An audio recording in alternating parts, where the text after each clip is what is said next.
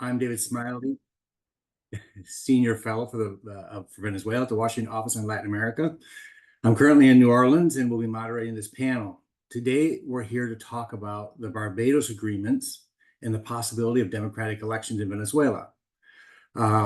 We organized this event for this purpose, but as often happens in Venezuela, the pace of events sort of outpaces our efforts to analyze, write, and discuss them. So since we organized this event, or we organized this event really in the wake of Maria Corina Machado's electoral disqualification, or the reaffirmation of her disqualification, and our goal was to look at what this meant for elections. But since then, the government has only strengthened its authoritarian crackdown on democratic space. Last Friday, Rocio San Miguel, a longtime human rights activist working on military issues and a friend and collaborator of WOLA, was detained by the government, accused of terrorism and treason, in what has been qualified as a forced disappearance by the Inter-American Human Rights Commission. In fact, her detention still qualifies as a forced disappearance insofar as authorities did not provide information on her whereabouts for over 60 hours. And even though they have now said that she's at the Electoral, the place where most Venezuelan political prisoners end up, her lawyers and family have not been able to see her or talk to her.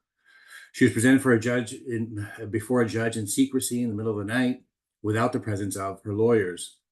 Yesterday, after criticizing the government's actions in the San Miguel case and calling it a potential case of forced disappearance, the technical mission of the UN High Commission for Human Rights in Caracas was informed that they had 72 hours to leave the country, close up their mission. This crackdown follows several other setbacks to the process laid out by the Barbados Agreement, signed in October, between the Maduro government and the opposition. The pace of events in Venezuela is such that it can be difficult to think about anything other than the day's news. But it's important to force ourselves to take a step back and think more broadly about the issues at play. And that is what we plan to do here today. We have an excellent panel this morning with two leading experts on Venezuela. First, for the home team, we have Laura Dib, who is the director of the Venezuela program and an experienced human rights activist. We also have Francisco Monaldi, who's the director of the Latin America Energy Program at the Baker Institute of Rice University. Unfortunately, Griselda Colina will not be with us today. She sends her regrets at not being able to participate for causes beyond her control. So let's get to it. Let me say to those that are listening, first of all, at the bottom, there is a show captions tab where you can have closed captions of the in real time of the entire broadcast. And also there's a Q&A link down there that at any time you can send your questions. And we're gonna have a couple of rounds of exchange here with our speakers, with our panel, and then we're going to go to questions that come from the audience in the time that we have left afterwards. So first, let's just start with the implications of the most recent events for the Barbados Agreements and the possibility of democratic elections.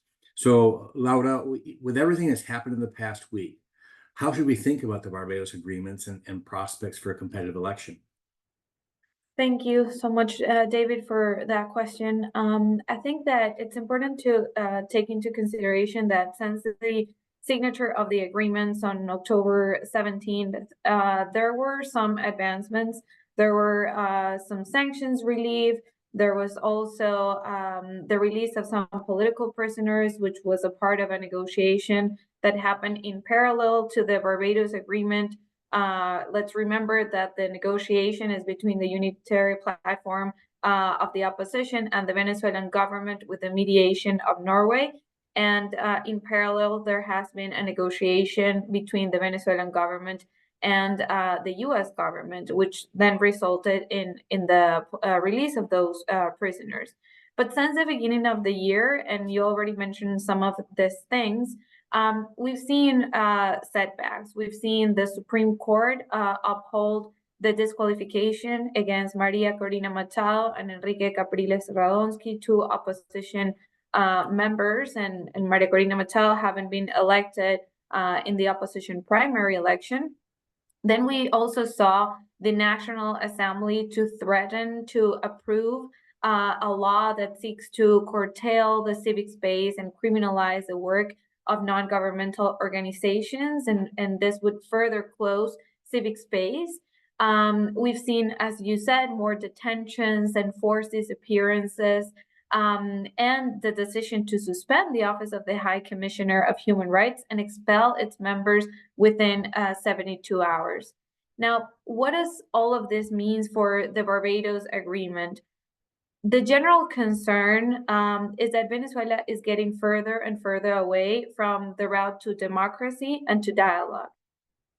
We saw a successful primary election, which a lot of people didn't think that it was going to happen. And the result from this was also something that we found on our recent visits to Venezuela, and is that there still is a confidence, a belief in the right to vote as a means for the transformation of political conflict. At the same time, we also saw the Esequibo referendum and the lack of support that the government has. This lack of support has a lot to do with the economic situation. Venezuela continues to face a complex humanitarian emergency in which, according to Venezuela, around 69% of the population live in conditions of multidimensional poverty. So in this whole context that I've been mentioning, with the understanding that Maduro could lose power if he goes to competitive elections, what we're seeing is a scenario of radicalization where Maduro seems unwilling to give power. Now, in this context, I think a couple of things are very important. The first is that the opposition should talk to the discontent Chavismo and try to capitalize also on their concerns because of the closure of civic space and everything that affects them as well. And I also think it's important, and you mentioned this at the beginning, which is hear beyond the noise. There's a lot of noise right now. There's a lot of concern, but it's important to think beyond that and to think, why did Maduro agree to negotiate in the first place? What are his incentives? 2024 is just beginning, and a lot can happen from here until we have elections. At some point, they need to announce the date, and we'll talk more about that later. So I think it's a moment to not burn the bridges, but rather to protect them. It is very important to understand that people started using the language of Barbados precisely because it sets a roadmap with achievable goals. Now, where do we go from here? And I will finish with this. It is a moment for high-level diplomacy. I personally think that it's not helpful to have a lot of messages necessarily aggressive on social media, but rather seek for constructive diplomacy. We saw just a day before this announcement from yesterday, President Petro had said publicly, in another context, he was referring to the importance of international bodies like the Inter-American Commission on Human Rights and the Universal System. So maybe, having somebody from that political side of the spectrum to talk to Maduro and not necessarily in a public fashion, I think it's important. And I think it is a moment to strengthen the formal negotiation process, to strengthen the dialogue between the unitary platform and Maduro, seeking for other things that the government cares. Is it discussing the guarantees for the day after the election? Is it recognition? Is it reviewing this bounty that the US government has put on Maduro's head? Is it to review individual sanctions? This is something that the people involved in that direct process know, and I think that the role of the US in this context is to strengthen that formal process rather than debilitating the process. Okay, thank you, Laura. And Francisco, I'm going to just ask you the same sort of where are we now question. What do you think? How should we think about the Barbados Agreements and the prospects for a competitive election given the events of the past couple of weeks? Yeah, I have to say that, of course, the recent developments make it hard to be very optimistic. But I want to sort of separate the idea of really competitive elections from sort of a minimal sort of advancement within the agreement, which I think is more likely. I mean, fully competitive elections, I think, are structurally super hard to achieve, if not impossible. In particular, for one reason that I think is very obvious, which is that the polls and surveys, the more credible in Venezuela, and I have to say that these days it's much harder to do high quality polling in Venezuela, but show numbers that Maduro knows himself, which are a very significant disadvantage between him and specifically Maria Corina Machado. Even if you put a generic candidate of the opposition, his numbers are not very good. And in particular, my impression is that Maduro's plan A was always to do minimally competitive elections with the traditional strategies that they have used in the past, including promoting abstention, dividing the opposition, floating candidates that are of groups that the parties that they officially recognize as AD and other parties that they took away sort of from the traditional organizations. So I think that is, of course, Maduro's better scenario, because it would allow some recognition for the international community and possibly attain some sanctions relief that is sustainable. But it's hard with the circumstances that we see today, because of the low levels of approval that he has, and the surprising sort of unification of the opposition electorate and the majority of Venezuelans in their hope for political change. So having said that, my expectation, and this week is challenging that a little bit, but is that Maduro will comply with the minimal requirements of the Barbados Agreement to convoke the elections in the second semester, and do the bare minimum of the things that Laura can tell us later, the things that in the electoral front that they have to comply with, because it is in his interest not to close the license 44, which is bringing some benefits to Maduro sooner than needed. Let's put it that way. If he needs to later on not comply with some things in order to avoid the risk of losing an election, he might do it later on. But I mean, there is always the possibility that either the radicals within his coalition or himself, that his calculation is that that simply that route is not even minimally feasible, and that he might not go that way. But my expectations continue to be that, despite the very high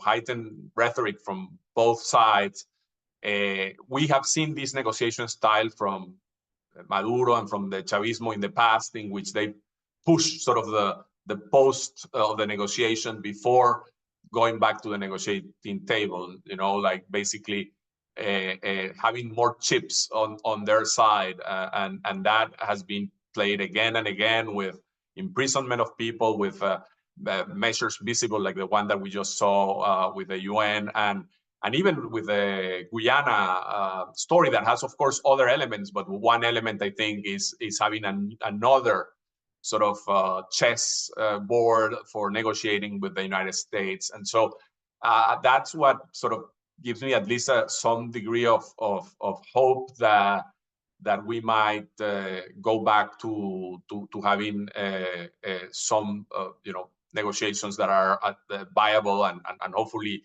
do lead to some improvements in Venezuela's democracy, even if I continue to be not optimistic about competitive elections really happening.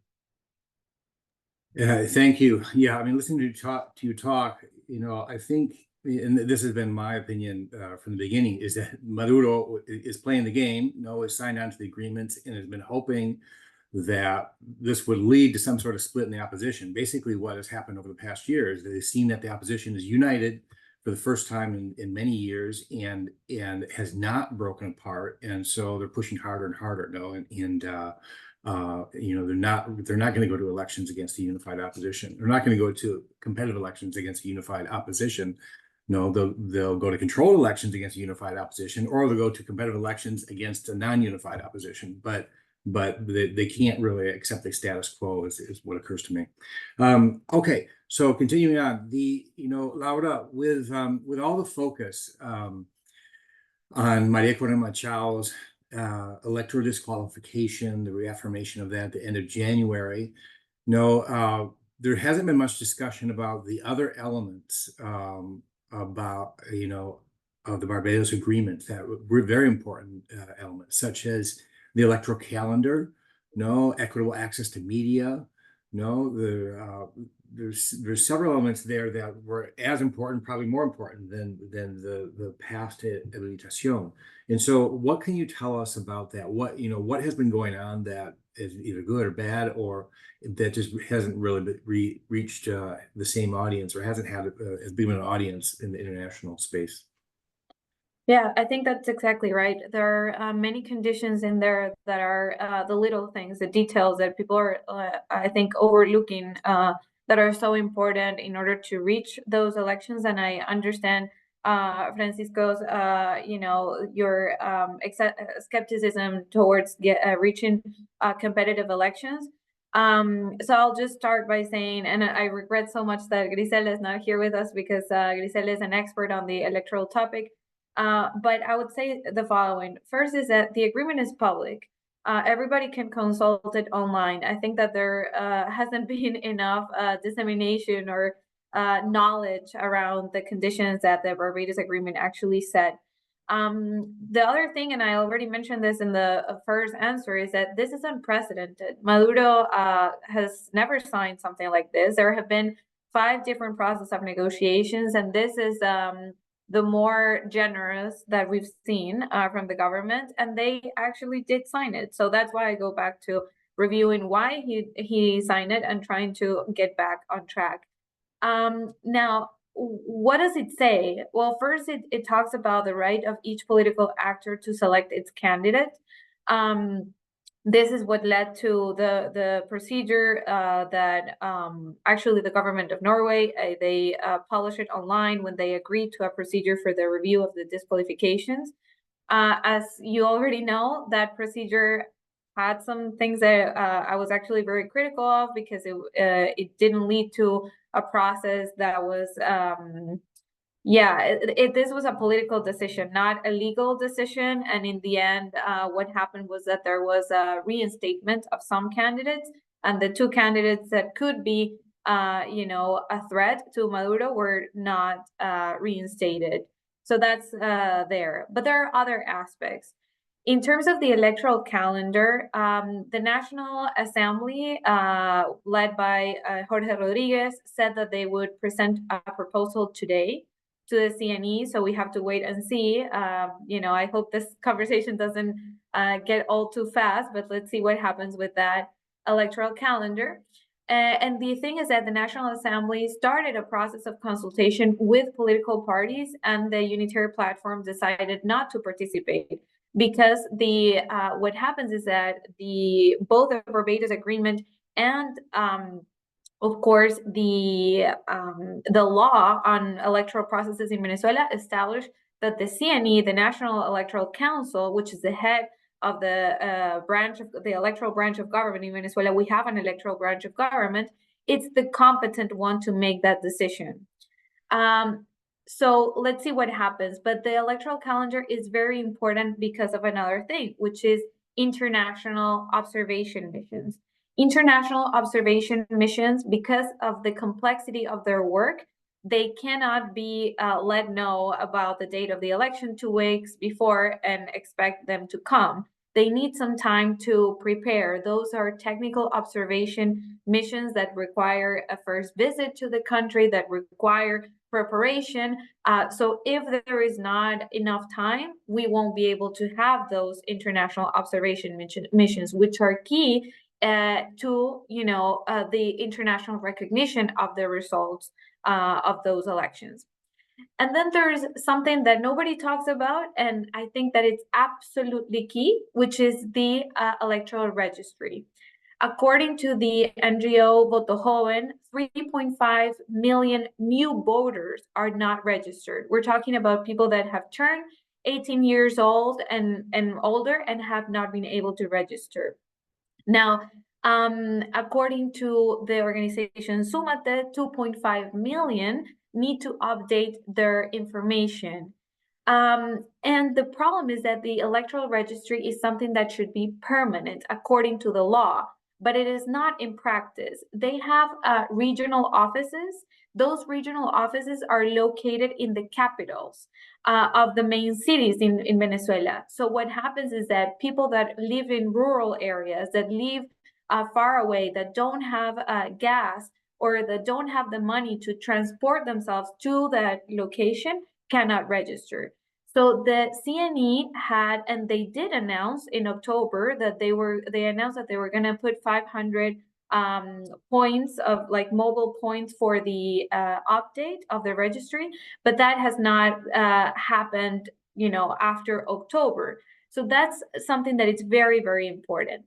And then, and this is, something that if nobody talks about the electoral registry, then least people talk about the electoral registry abroad.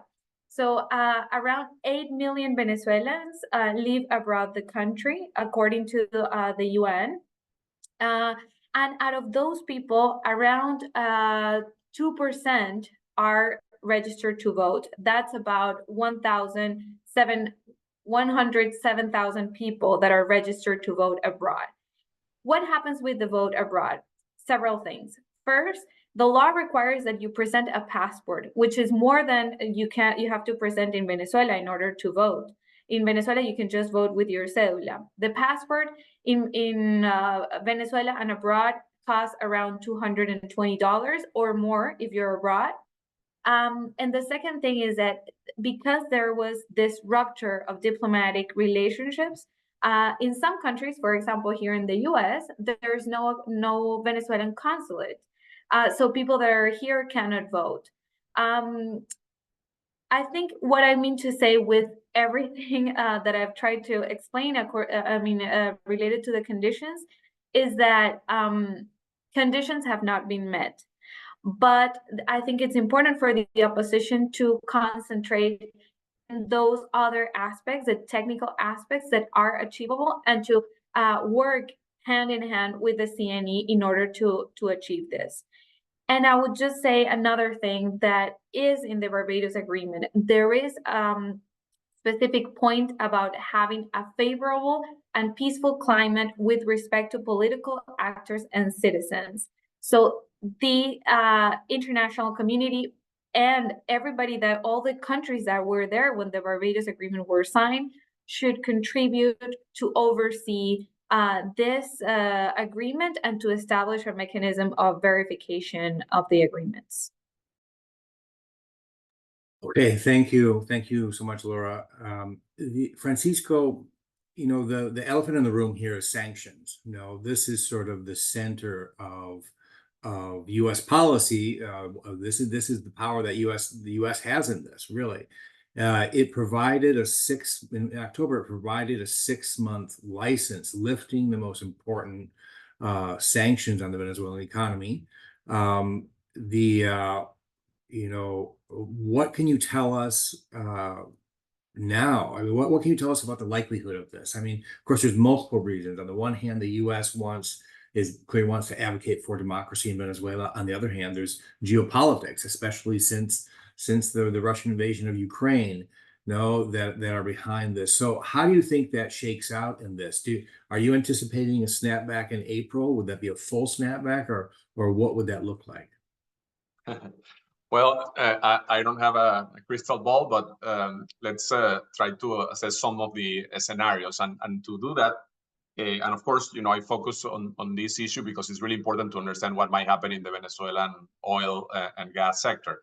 So from the perspective of the sanctions, I think it's important just to remember that, sanctions in terms of the effects over the oil industry, which is the most important effect in the Venezuelan economy, started with 2017's financial sanctions that did affect some of the joint ventures between PDVSA and foreign companies, because some of those foreign companies were giving loans to these JVs and couldn't do it anymore. And also the contractors that were owed tons of money by PDVSA couldn't continue to give them credit. And so that already had a first impact. But then in 2019, there were the sanctions to PDVSA that basically meant the most important part of it was closing the U.S. market for Venezuelan oil. Venezuela was exporting about a little bit north of 500,000 barrels per day. It was the largest market with, close to China, a close second. And then also Venezuela was importing refined products because the refineries in Venezuela were in such bad shape that Citgo had become one of the main providers of gasoline for Venezuela. And they were importing diluents for the extra heavy oil, which constitute about 60% of Venezuela's production these days, to blend it and re-export it back. So that was a major sort of step up of the sanctions that occurred, of course, at the same time as the interim government recognition and all that also severed the assets in the U.S. from those in PDVSA's control. Then in 2020, the maximum pressure policy of President Trump included a few things. First, it basically, Chevron couldn't continue to invest in Venezuela. Second, it sanctioned Rosneft, which was marketing about 60% of Venezuela's oil. And basically, that led the two bigger buyers of Venezuelan oil, which were China and India. India didn't import any more Venezuelan oil because they didn't want to be at the risk of secondary sanctions. And in China, the National Company of China, which was the main buyer of Venezuela's oil, also stopped doing it. And so Venezuela all of a sudden faced a dramatic sort of fall in their capacity to sell oil around the world. And that was at the same time as COVID. So the price of oil had collapsed. Venezuela was selling oil below operational cost. It was at the debacle in 2020. And that's when Venezuela's production went down to 350,000 barrels from 1.2 million barrels before sanctions in 2019, before oil sanctions. But notice that it wasn't that capacity of production went down. It was production because they couldn't sell it. But then the price of oil started recovering because of COVID recovery. Iran started to help Venezuela in accessing the black market in China that they had developed for many, many years.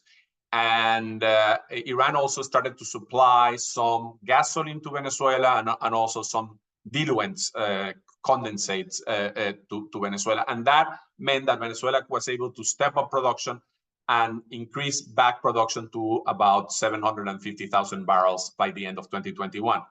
But then they reached sort of that spare capacity, let's call it, that capacity that they had closed, and investment were required. Just to give you an idea, since 2020, there were 0 rigs drilling wells in Venezuela, which is absolutely necessary to keep production at the same level. No, if you don't drill in Venezuela, your capacity goes down between 10 and 20% per year from the existing, the production from the existing well. So that's when some events happened, geopolitical events that opened up the possibility of the U.S. government to revise the sanctions. Why? Because the invasion of Russia to Ukraine clearly meant that the priorities in the White House had changed. And I think it's important to understand that, and you two know more about this than myself, but that the Biden administration was always wanting to change the maximum pressure policy of Trump. They just had, other policy priorities, and the cost of doing it politically in Florida might also have affected the decision. But they finally did a balancing and decided that this was the time to have a new approach to policy. They start to negotiate with Venezuela, and the first big sort of change in policy is the Chevron license in 2022. That is remarkable from the perspective of sanctions, but also from the perspective of oil policy, because the Venezuelan government, facing this very tough situation, decides to basically give Chevron a contract that does everything that the foreign oil companies have been asking, for them to do, which is, that they could control their procurement, the operation, and the cash flow from the exports of oil, and therefore get their very significant debt that PDVSA had accumulating with them paid. And that starts finally investment starts to happen in the Venezuelan oil sector, and Chevron adds almost 100,000 barrels in a year of production. A lot of it was just reopening one of the fields, Boscan, but there was some relevant investment. And of course, then the negotiations between the US and Venezuela and Maduro in Qatar that eventually led to the, in parallel to the Barbados Agreement happened. And then that is when the GL-44, the General License 44, that basically suspends oil sanctions in November of last year for 6 months until April 18 of this year. And of course, it can be renewed again, happened.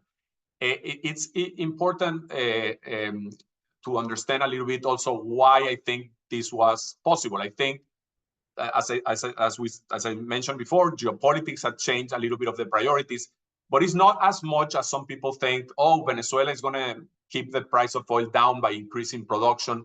I think if some people were under that impression, I think by now they understand that it's not that much, at least in the short run, in the next year or so. I think the calculation is more about long-term in that regard on the energy space. You don't want at the same time to have a conflict with Russia, Iran, and Venezuela that reduces the supply there. Although that's very contingent on the price of oil and the situation in the market, and that's why the additional conflict now in the Middle East also adds another layer of risk and uncertainty that makes also important that Venezuela is not completely outside of the market. But I think that there are other elements. One, as you point out, is U.S. policy genuinely wants to help democratize Venezuela. But there are also the immigration issue that you two have also worked more on that issue than I have. But I think it's a very salient issue because of the importance of Venezuelan crossing the border in last year, and the fact that Maduro, as part of the negotiation, accepted to get some deported Venezuelans back. And that apparently has had an effect of reducing the amount of people trying to cross the border, and that very explicitly, Delcy Rodriguez has used that as a weapon, telling the U.S. government that if GL-44 is not renewed, they will not accept more deportations. The other element I think that we have to consider is the domestic political situation in the U.S., in which the Republicans seem to have almost guaranteed that they will win the Florida in the Electoral College, and therefore that's not anymore a competitive state, and so that dramatically reduced the influence of the Cuban and Venezuelan communities in the south of Florida over this policy issue. And so I think that all that, the balance of these things really create incentives for the U.S. administration to wanna not go back to the policies of the Trump administration. And for that reason, all this sort of long detour is to say that I do think that the licenses to specific companies, the most important being Chevron, but you have comfort letters to Morel and Prom and Repsol, which are much smaller operations in Venezuela. Potentially, ENI and Repsol, by the way, have also a comfort letter that allows them to barter oil for products to Venezuela. And finally, another very important development is the license to Shell and Trinidad to export gas from the Dragon field. And so all those things seem, to be designed in a way that even if GL44 is not renewed, this will stay. So that is my sort of the higher probability event to me, is that those at least will remain. And I think it makes sense on the energy policy side for the US government to do that, but also on the political side to keep at least some, level of negotiation for to have some capacity to negotiate with Venezuela even in the worst of the scenarios. Let's imagine a Nicaragua style scenario. I would imagine that the US would want to have some tools and cards to play. But in my baseline scenario was that GL44 was going to be renewed, because I always have thought that Maduro had incentives to comply with the electoral requirements of Barbados before April, which are necessary if you want to do elections, at the dates that they have been talking about. But of course, the events recently put a little bit of a question mark on that baseline scenario, and in particular, the political cost for the Biden administration to simply renew GL44 without doing anything have increased because of the aggressiveness of Maduro recently. And so, I think there might be a partial sort of reinstatement of some of the sanctions. So meaning no full approval of GL44. And of course, GL44 can at any time be revoked, even if it's renewed in April. Although typically they can also renew it only for 3 months or month to month. So that's sort of my expectation today, that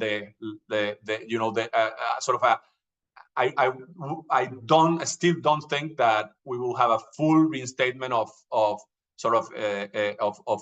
sanctions. I'm almost sure that the specific company licenses will survive, at least for now. But I think that if Maduro does not minimally comply with the electoral conditions, then they will have to at least partially revoke GL44, because the U.S. administration has sent mixed signals with respect to what is required for GL44 to be renewed. But in all the signals, mixed or not, they include complying with the Barbados Agreement. So if that doesn't happen, it's very hard to save face politically and not reinstate a significant portion of the sanctions. But that's why, thinking backwards, I think Maduro should, because why does it have to do it right now? I think he still has some room to comply to April, and still reserve the cards for a competitive election. I mean, there are costs, without a doubt, because as you commit to things, later on, it's more costly maybe to reverse them. But hopefully, some sense plays into this, and we can see an advancement in the agreement. Okay, thank you. Yeah, people tend to think it's almost exclusively in terms of democratic fulfillment versus U.S., the geopolitics of oil. And I think, right now, I think the migration issue is probably more important, especially, 2 developments this week, I think, make it even harder for the Biden administration. One is the report from the Customs and Border Protection saying that, illegal entries had declined by half in January, and there's some attribution of that to the message getting out that there are these flights of Venezuelans and whatnot. Whether that's an actual reason or not is not clear, but that's certainly sort of good news that they want to triumph and not jeopardize. And then there's the election of Tom Suozzi in Long Island for George Santos' seat, and he sort of portrayed himself as a sort of tough on immigration Democrat, and that suddenly has everybody's attention as like the Democrats' way forward, and so that I think makes it even more complicated for the Biden administration to just sort of baldly reinstate sanctions. Okay, so let's move on. I want to remind everybody that there's a tab at the bottom that says Q&A that you can add your questions in, and we will, after a couple more rounds, get back to those, get to those questions and open it up to the audience. So Laura, Maria Corina Machado won the October primary, in overwhelming fashion. I think every poll that basically any way you cut it, she's the leading opposition candidate. She would easily defeat Maduro in an election. Can we really talk about a democratic election if the Maduro government has essentially or has the power to choose the candidate? And there's this issue. At what point should the opposition just say, okay, well, there's no election, we're going to abstain and boycott, as has happened in the past? What are your thoughts on that, about how people should think about moving forward to the election if, as it seems, Maria Corina is not going to be able to run? Mm-hmm. Yeah, thank you for that question. And I think before turning to the question, and since you reminded people of the Q&A, I think maybe we should go back to the question of migration, because it's such a big issue here in the States. And also, I'm not in the audience, but I'm just curious of Francisco's thoughts on how, if those licenses are still in place for the companies, then is there a mechanism for the U.S. to make sure that that money actually goes to invest in things that can support the Venezuelan population in the midst of a humanitarian emergency, or if that is going to just enter the pockets of corrupt officials, right? But I'll turn back to your question, because it's such an important one about the disqualification of the opposition candidate Maria Corina Machado, and there's this whole conversation about whether there can be or not a plan B. So I guess the first thing that I want to say is that WOLA, we issued a statement right after the decision from the Supreme Court in January 26th. And the first thing that we say, and there's no doubt about this, is that in accordance with international human rights standards, administrative disqualifications violate the right to political participation. In this case, there was a violation of the right to due process. And of course, this not only violates the candidates' rights, but also Venezuelans' right to elect freely their officials. So that's the first thing that I want to say. Now, having said that, and we've been talking about the difficulty of achieving democratic or free and fair elections. Even competitive elections are a struggle to get to them. So I think it's also important to have a realistic approach. Elections are indeed a matter of human rights, but if there is not a transition to a democracy, if there's not a reinstatement of the rule of law, then there's no guarantee for human rights. So I think that parting from that first assumption, it is important also to say that what we've seen since the Essequibo referendum, it's a deliberate strategy by the Venezuelan government to undermine people's faith in elections, people's faith in the possibility of holding those elections. It's understandable that the opposition, especially in this context of repression, does not want to give out their cards and say, what their strategy could be. And I think that because Maria Corina Machado had so much support for the primary elections and continues to have so much support, the solution or the strategy to maintain that electoral route requires the support of Maria Corina Machado. And that's one important thing. And you talked, David, at the beginning, you talked about the unity of the opposition. And I want to believe that. I honestly want to believe that there is. I think that they have united in terms of a strategy. But I think that the government in the past has successfully used certain strategies to divide the opposition through repression, right? So, I think that the future of democracy lays in that unified strategy from the opposition, but not necessarily in a person. And that's why it was so important, the message that the Biden administration had given at the beginning of supporting a process and not necessarily a single candidate.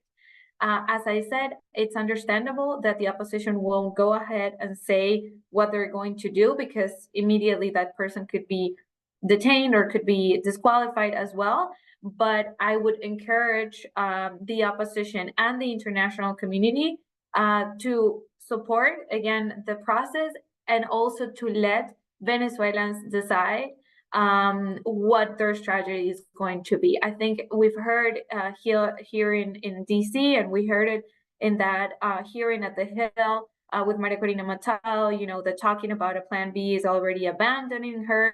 It's a treason. And I don't think that that's constructive. I think it's up to the Venezuelan opposition to determine that and to find a way to not abandon the electoral route.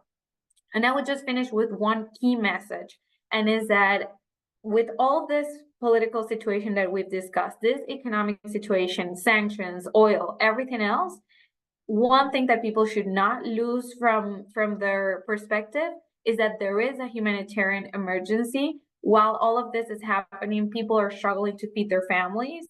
And this should be the focus, the need for a democratic transition in order to attend to the needs of people. Thank you, Laura. The humanitarian emergency is a good segue into the next question. And Francisco, what we've seen so far, the sanctions snapback. So there's a couple of different ways to ask this question, but the sanctions the sanctions license that has happened since October. First of all, has that had an impact on the Venezuelan economy yet? Or do you anticipate it, if it continues on, to have a significant impact and that people would feel? Another way of thinking about it is, does Maduro care about this?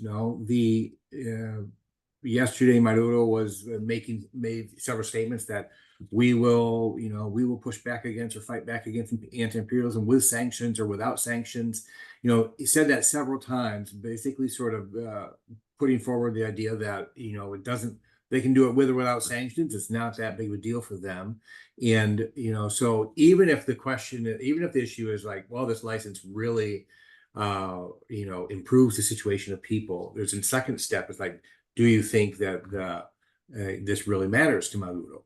In what sense? And I know perhaps I'm asking you to engage in criminology and read Maduro's mind, but I just wanted to distinguish between those two differences and how you think about them. About whether this has objective impact on the Venezuelan economy and whether Maduro really cares about it. Does that actually help him, or does that hurt him? Does that take control out of his hands? Or how do you think about these issues? Yes, I think first it's very important to notice that there is tremendous opacity about any numbers that I will tell you a little bit about some of the harder numbers and some that we are speculating a lot. But the other thing is that there has been a massive amount of I think misinformed and bad analysis about how these things might play out. And even I think those of us who were following things closely got some things wrong, because it's very hard to analyze. But so let me tell you what has happened. So the first thing to notice is that in terms of production, the impact that production that GL44 has had is very limited for two reasons. Most of the impact already was happening with the specific licenses. So basically Chevron's license, right? And Chevron's license is what is driving Chevron investment. It's not GL44, and I can explain a little bit why.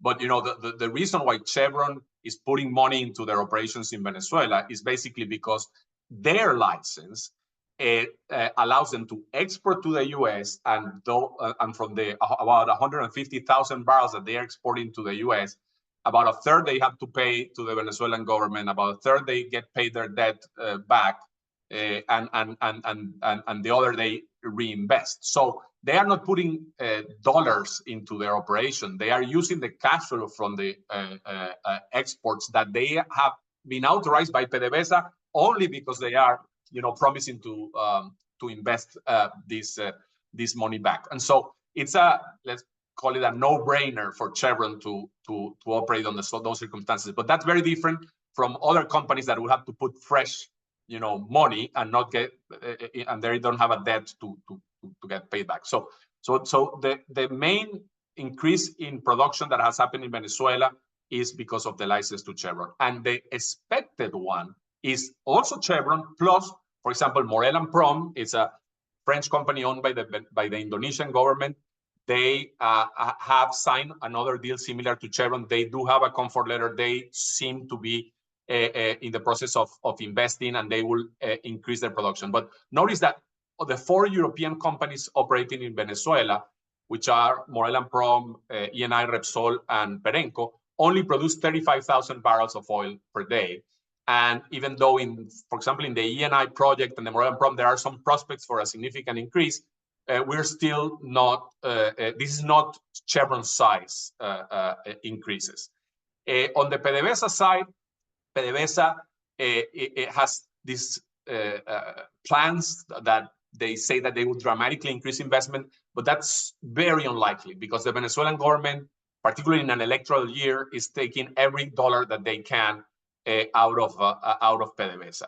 And so I don't expect any increase in production of PDVSA, although in a second I can talk about what's happening in PDVSA that is interesting. And finally, besides Chevron, the Europeans are much smaller.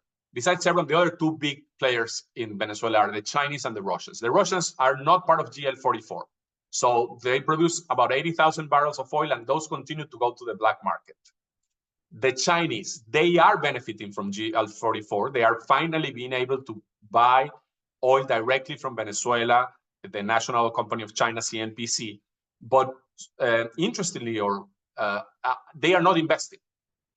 So they seem to be in a wait-and-see mode to see if this electoral year, if this thing survives the election cycle in the U.S. and in Venezuela, which it seems like a sensible thing to do given all the uncertainties, right?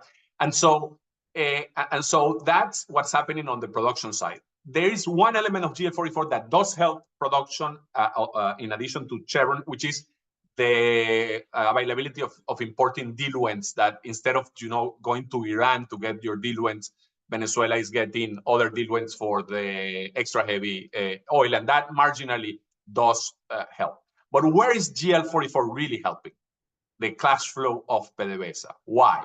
Because remember, about 340,000 barrels of oil were going to Chinese black market with not only very heavy discounts, but all the scandal of corruption of PDVSA led us to receive tons of information. Reuters published an amazing piece on that that showed that basically of the $23 billion that were being billed, around $15 billion were being bartered by the government. So Venezuela was not receiving cash on them, and about $3 billion were never recovered. So the black market is a super opaque machine that leads to massive amounts of corruption and very little cash for the Venezuelan government. And that clearly was a tremendous drag on the economy that led to the situation we had. So this is a much better situation now.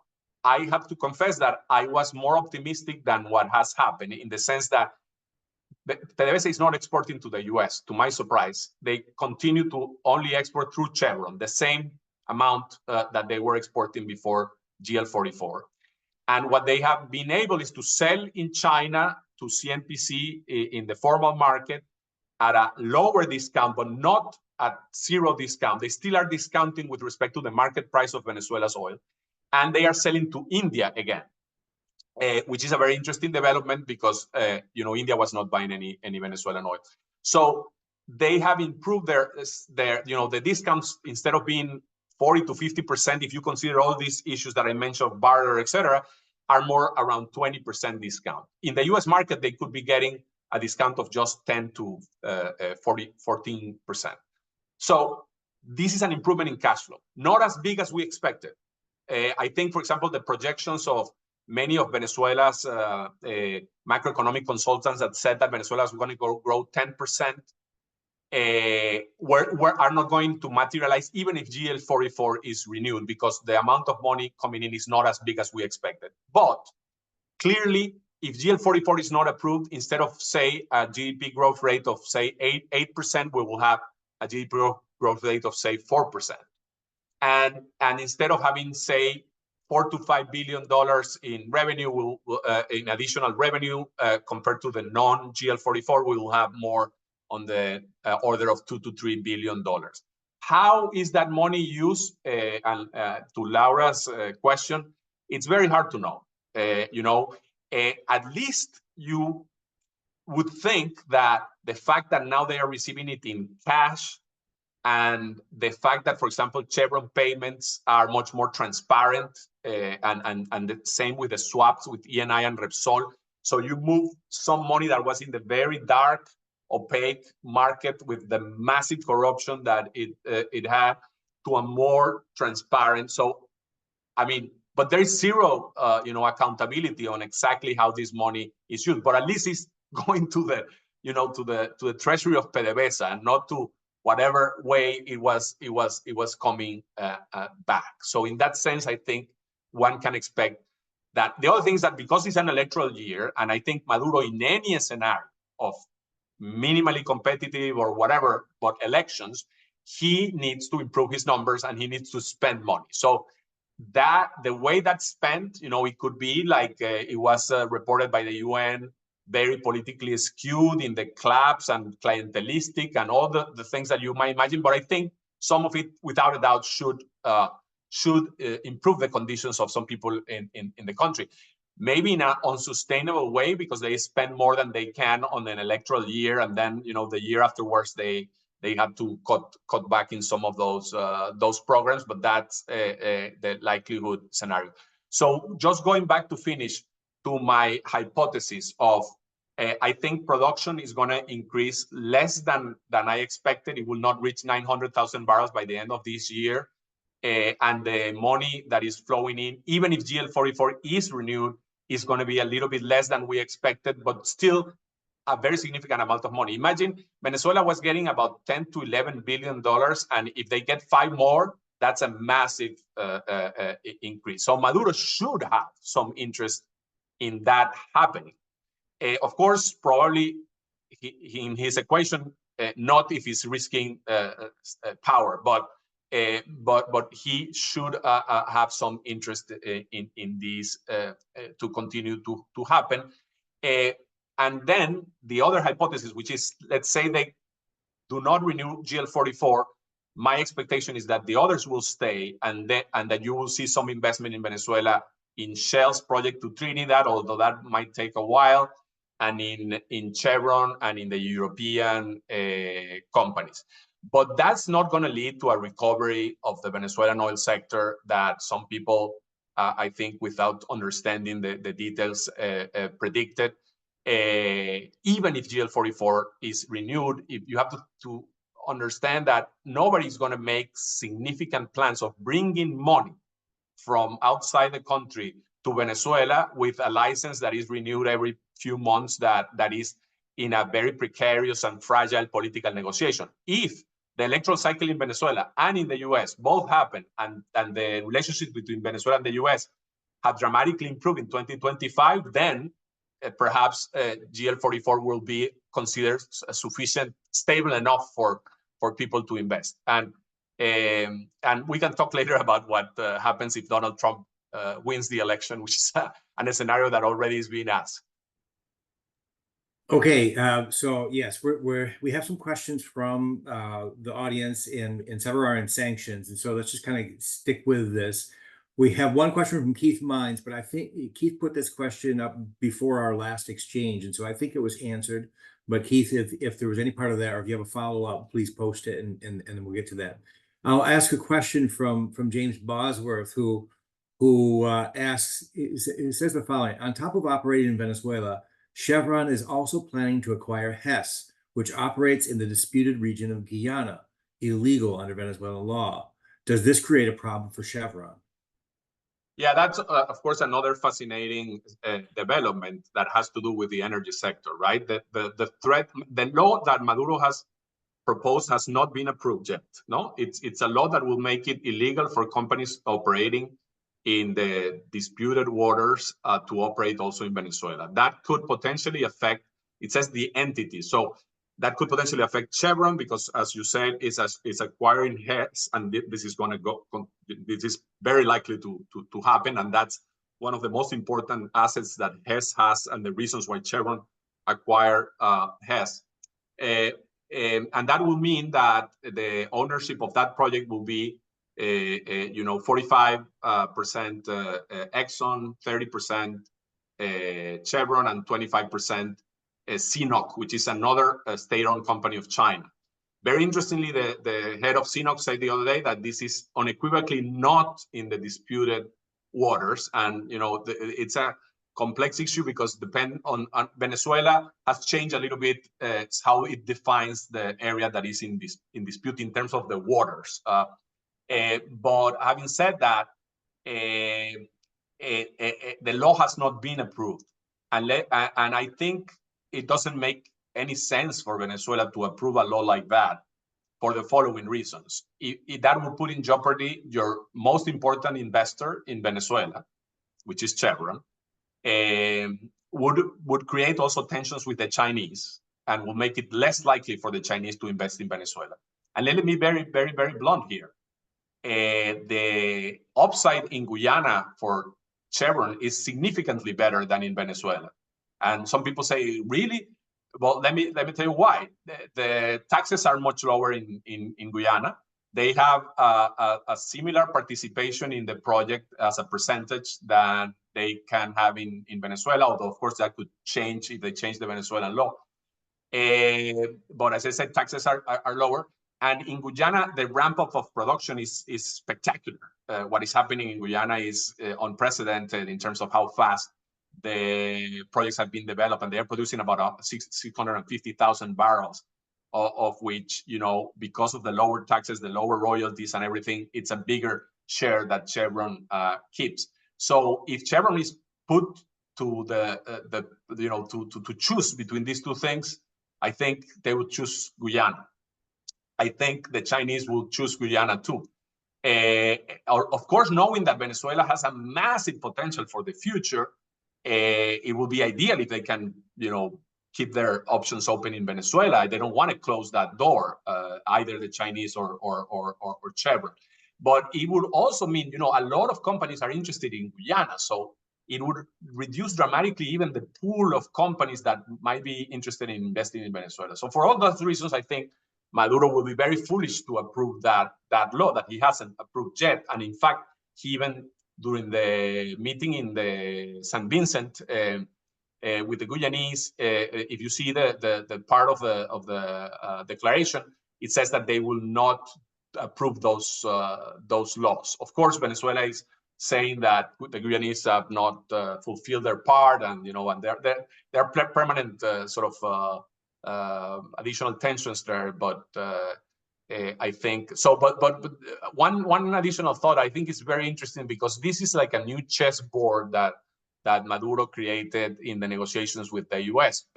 And by the way, with the Chinese in a way being involved too. So it comes out from like one of those books about the history of oil that like the price that it's a really crazy fascinating story. And let me be clear, Venezuela does have some historical claims there, and it's a very complex situation, but it has some very practical, pragmatic elements, as I just outlined. Okay, thank you. Okay, so let's talk about the U.S. You mentioned this, and there's a question here from WOLA's own John Walsh, and I've been friends with John for a long time, so I'm going to take the liberties of actually expanding his question a little bit, and say, John asked, can we speculate on how Maduro may be factoring into his strategies the possibility that Trump will be back in the White House 1 year from now? I think we could expand that to ask, can we speculate on how the opposition may be factoring this into the strategies? How does this affect, each side of the political conflict and what they're thinking about the future? Well, what do you think, Laura? Yeah, this is a very interesting question, because seeing this recent developments, one can wonder, why is Maduro not trying to get the best that he can out of the Barbados Agreement before getting somebody like Trump in power? Because with recent polls, there is a chance that Trump could be in power. And it is an interesting question. Why is Maduro turning to this radical side, or what kind of elements is he balancing? I would like to go to two different scenarios, and this might seem like an oversimplification of U.S. politics, but I think that with Trump in power, there are two possible scenarios. One that I think that it's less likely, which is that Trump would go back to a maximum pressure approach with more sanctions and more, policies like putting a bounty on people's head and stuff like that. Or one that I think it's more plausible, which is Venezuela stops being a priority in this very complex geopolitical context that Francisco Monaldi described, of Ukraine, the Israel and Gaza war, the Middle East, very complicated. There's also the possibility that in this political scenario, if Trump is in power, it won't be Trump 1.0, but rather a different type of approach to Venezuela. And one concern is that in that scenario, the economic interest would be a priority for the administration, with zero concern about human rights and the increase in repression. In any case, whatever happens, we have seen how migration has become a very important issue here in Washington, and in this electoral context for the U.S., it's very important to keep in mind that regardless of whether it is the Biden administration or the Trump administration, although I think because of the discourses that we've heard, it would be even worse in the case of the Trump administration, policies like the TPS and other measures to create legal pathways for migrants and refugees wouldn't be there, which also creates the question of, well, then how will they deal with this? Because just deporting people, of course, is not an effective measure. It's also not possible from a practical standpoint to deport that amount of people. In 2023, we had almost 400,000 Venezuelans reach the border. So you can't deport all of that population, and that's also something to consider. Okay, Francisco, thoughts? Yeah, I think this is, of course, we all have to speculate a lot in these scenarios, but a few elements. All the people that surrounded Trump that executed the maximum pressure policy are not anymore with him. I mean, at least the key ones like Bolton and Pompeo, and Claver Cardone. So even though it's possible that still people of similar views from sort of the Florida side of the party are implementing Latin American policy, I think we might speculate that Trump might resort to his more transactional type of policies with Venezuela. I think there are a bunch of elements that might play here. The one element is, what is the status quo if he arrives to power? You know, is it GL44 still there or not? You know, because it might be less costly to just keep doing that if he's moving into the most transactional policy rather than having to lift himself sanctions. I think there is a possibility. I mean, another factor always you have to keep in mind is that the price of oil. You know, the likelihood that the world cares about Venezuela's oil production goes up as the price of oil goes up. And you know that it's a very different scenario if the world feels that the supply of Venezuela is not needed. And as I said, it's not a short-term thing, but without a doubt, for you know, agents in the market, Venezuela being sort of shut off. And by the way, if all sanctions are reinstated, Venezuela's production is not going to go up; it's going to go down in 2025. So I think not as some people are saying that it will collapse. I completely disagree with that assessment, but it will go down. So that factor might also play. And finally, you know, there are you know, businessmen in the U.S. that are trying to do business with Venezuela, that are taking advantage of GL44 and that had signed deals even before the sanctions. And some of these businessmen apparently are influential in Florida, have connections to Trump.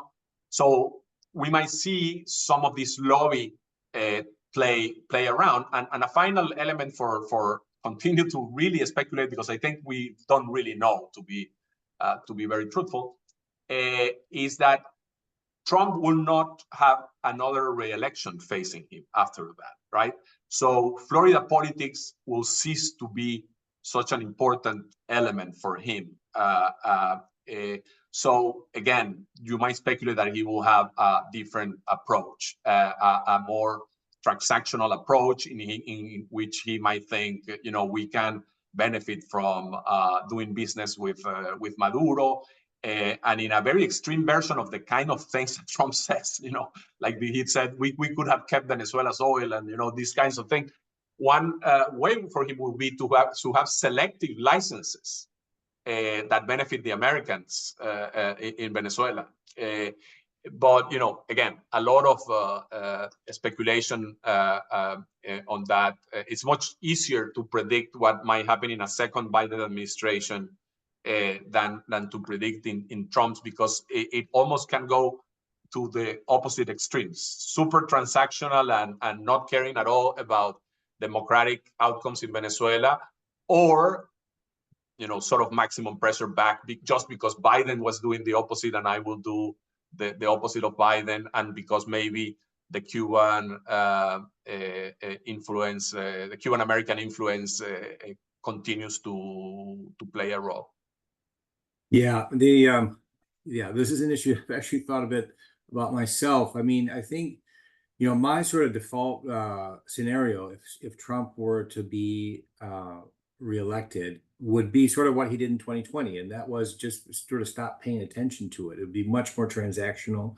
It would be, you know, it would just not be something that I mentioned a whole lot, unless there are important midterm elections that the Republicans want to make gains in Florida or conserve, then you can imagine him doing it. But there's also another possibility, and this is of course entirely speculation as well, but you know, that Maduro, that Trump could take a liking to Maduro. You know, I mean, he has great relationships with most authoritarian strongmen around the world.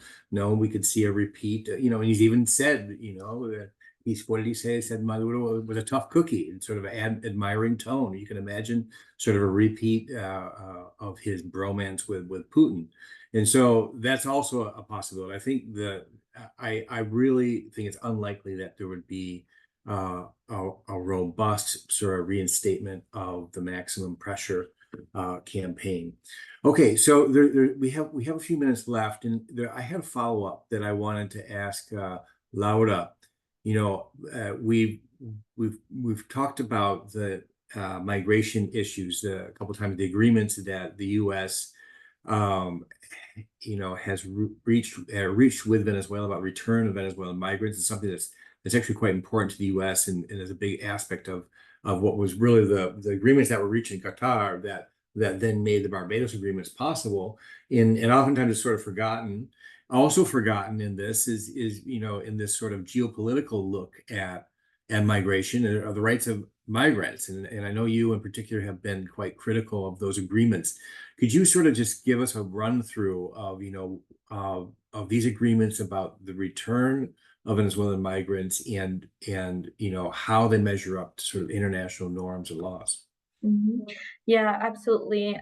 So for 5 years, I spent time in Colombia working for migrants and refugees. And after I joined WOLA, we've been to the Darien Gap, to Necoclí, Turbo. We went to the Colombia-Venezuelan border twice in less than a year. So, this is an issue that for me is very it's very disappointing to see how this is played out in the political spectrum without taking into consideration the rights of migrants and refugees. And we were very critical of the agreement between the Venezuelan government and the US government to start deporting people. And as I said before, in each flight, which are, I think, one a week, around 136 people are deported. If you take a look at the broader numbers, it actually doesn't have an impact. It has a political impact, saying that they're deporting people. And another thing is that when we were in the Darien Gap, we talked to a person, this was right after the announcement of the deportation flights, and we asked him, what do you think about this? Are you concerned that you might be deported? And this person, who was visibly malnutrition, he said,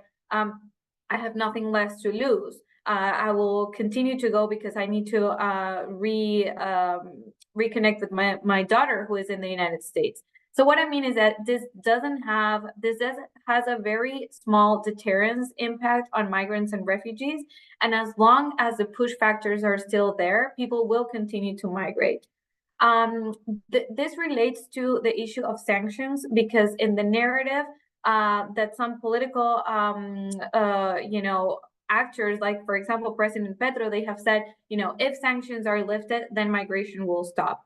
And this has its nuances. We saw this week the special rapporteur for the right to food advocating against sanctions. And we understand the humanitarian impact, the economic impact of sanctions. So it's important to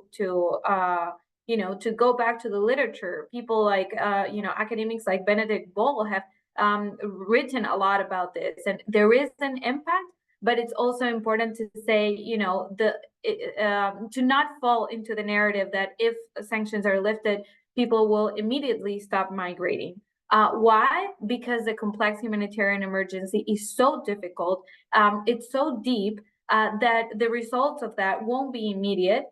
And the complex humanitarian emergency also has a very strong tie to the undermining of democratic institutions and to corruption. So without a democratic change, without a transformation of the political conflict, migration will continue to happen. And I think it's very important to advocate for a more humane approach to this. And the US is actually right now still debating the budget for 2024. And they're actually considering cutting a lot of money that would go to attend migrants and refugees in countries like Colombia. That's actually the US shooting themselves in the foot. If there isn't a possibility for the legal pathways of migrants and refugees and their possibility of integration in other countries in the region, then they will continue to go to the United States with all the risk that creates. And of course, the profit for illicit economies and smugglers. Okay, thank you. Thank you so much. One of Francisco's specialties, of course, is the petrol economy. But Francisco also has a distinguished trajectory as a poll watcher and poll interpreter, and over the years has a quite good track record. And so I wanted to ask you, your interpretation of the polls over the past 6 months or so. Of course, we all know, we've heard many times about the popularity of Maria Corina Machado. Some have pointed out that popularity has been oriented towards her that she represents a change, that people thought that she could do what others in opposition could not, that it was actually relatively thin. It wasn't so much for her persona, because many of the numbers would suggest that many people that disagree with her positions, especially her historic positions on sanctions, on international intervention, on negotiation, supported her for the primary. And so that would suggest that perhaps it's a thin support. So that's one question for you. Then follow-up questions are, do you think that her support, that she could transfer her support to another candidate? If she is the one that selects another candidate, says, this is the person I've selected, would that support transfer? And then do you think that what would happen if she didn't do that? If she said, okay, well, we're not going to elections, and another candidate emerged as the leading candidate, do you think that desire for change would then transfer to, a Manuel Rosales or Benjamin Raseo or X candidate that emerges as a viable candidate, that desire for change? Or do you think people would be just like, no, this isn't an election? How do you think that? I know there's a lot of speculation, but what is your interpretation of the polls on these issues? Yeah, that's a very interesting question, and one that I have tried to assess a little bit, looking at the polls that I have been having access to. I think there are a bunch of questions that I would like to see in the polls that are not there to try to assess this. But the ones that I have seen include things like the following. The first thing that I think it's important to notice is that Maria Corina Machado is I think the first time that a candidate has double-digit margins against Maduro, even in the very low participation scenarios. Of course, much higher margins in the high participation scenarios, and that's what makes it so dangerous for Maduro. The fact that even doing the traditional playbook, the risk is significant. The second, in order to assess the question about, and by the way, I don't know anybody who a year ago thought that we could be in a situation with such much consolidation of supporting one candidate in the Venezuelan opposition, and all the others like minimal numbers. So that I think has been a surprise for the government and for the opposition.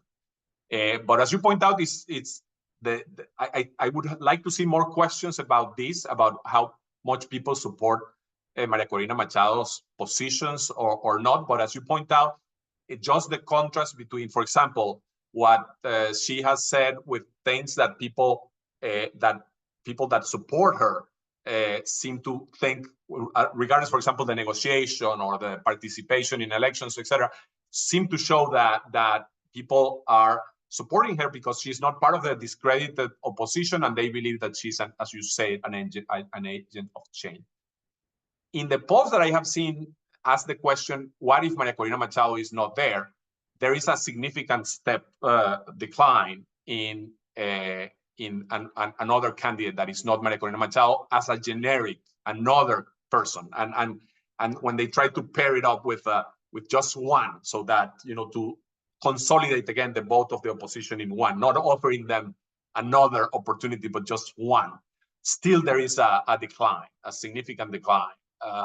That makes it for Maduro to be very competitive in the scenarios of very low participation. So in the combination of no Maria Corina Machado and the traditional playbook, the things become more competitive. Still, the opposition generic candidate wins, but I think that adding to that the layer of surveys being less credible in Venezuela these days, etc., that puts a question mark a little bit more.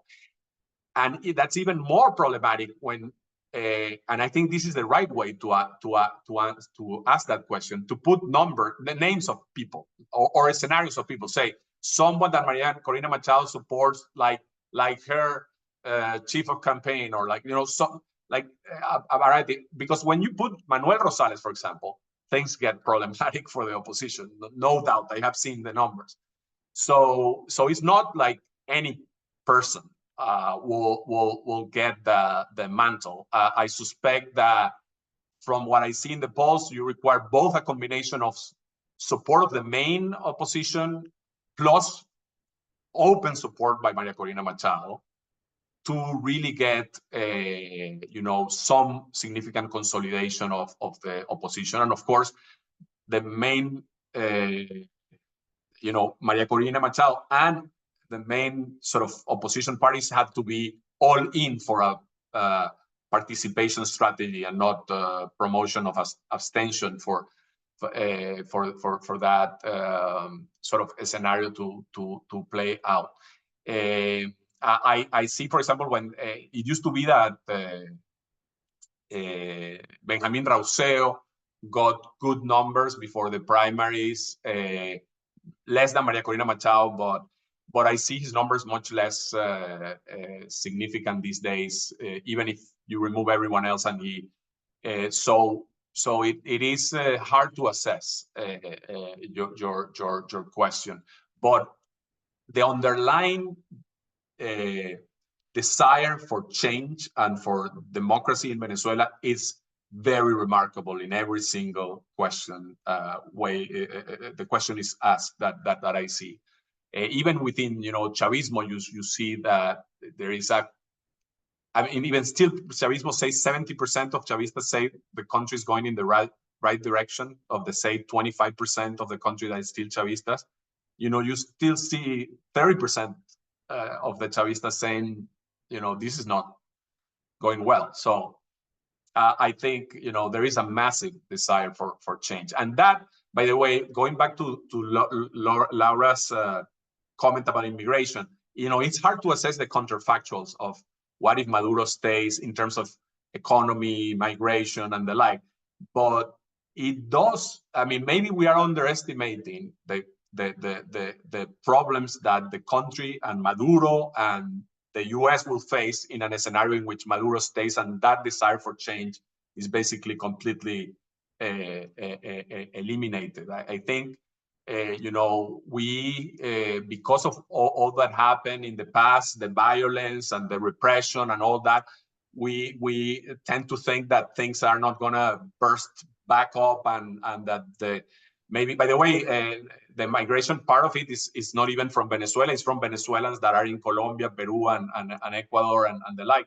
So, but it could be that scenario is much more problematic than the sort of the notion that Maduro has everything under control. He just has to decide.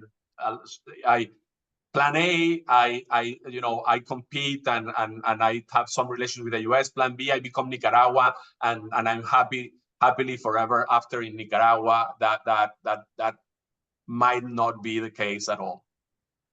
Okay, so we have 2 minutes left, and Laura, I want to ask you one question to see if you could squeeze in some wisdom for us here. Interest in Venezuela comes and goes, and of course, with the conflict in Ukraine, the conflict in Israel, there's a lot of attention are on those. We just don't have the attention of Venezuela that we have 5 years ago. And so one way of asking this question is, why should stakeholders, people in the international community and countries be interested in Venezuela? But I actually think the more interesting question, because I've seen you're in a constant flow of meetings with ambassadors and diplomats and multinational organizations. So I want to ask it a different way. Why are members of the international community interested in Venezuela these days? What sort of what are they? How do you think about their interest and its future? Well, that's a very interesting question, because I think it kind of depends also on the region and the interests of each country. I think that there are economic interests, and economic interests are, of course, prevalent in the conversation, but are not the only ones. I think there is a big concern from the international community of, in general, the state of democracy in the region, which has nothing to do with the political spectrum. We're seeing with a lot of concerns the situation of, for example, El Salvador. And Venezuela does have a big impact in the region for several reasons. One is, as I said before, and Francisco has explained this perfectly, which is the economic impact of Venezuela. The second is migration. Migration is having a big impact on Ecuador, Peru, Colombia, Brazil. I mean, it's all over the region, and it creates also a lot of political conflicts with other countries. For example, with the United States, and how Panama, for example, is handling migration and allowing these people to arrive to the southern border. So that's another big aspect.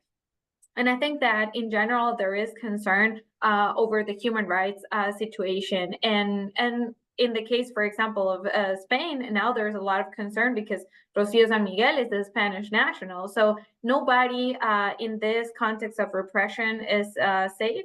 And as we've seen also with the release of political prisoners in December, the conditions, even for Americans that were detained in the U.S., that were detained in Venezuela, the situations were dire. So I think it's a combination of things. It's a combination that we need to continue to engage with the international community and make sure that Venezuela doesn't become just another forgotten and protracted crisis. Okay, well, thank you so much. That was right on time. It's at 10:30. And so, Laura, correct me if I'm mistaken, but this recording was going to be on YouTube. And once it's on YouTube, on WOLA's YouTube channel, right? And once it's on YouTube, then people can use the Spanish language subtitles. Is that right? Yes, absolutely. Now it's being live streamed, and then the recording will be published, and we'll make sure to arrange the transcript so you can see good subtitles in Spanish. Okay. Well, thank you very much. Thanks to both of you, and thanks to Sienna and the team at WOLA, and thanks to all of you for listening in. We really appreciate it. Thank you. Thank you. Bye. Bye.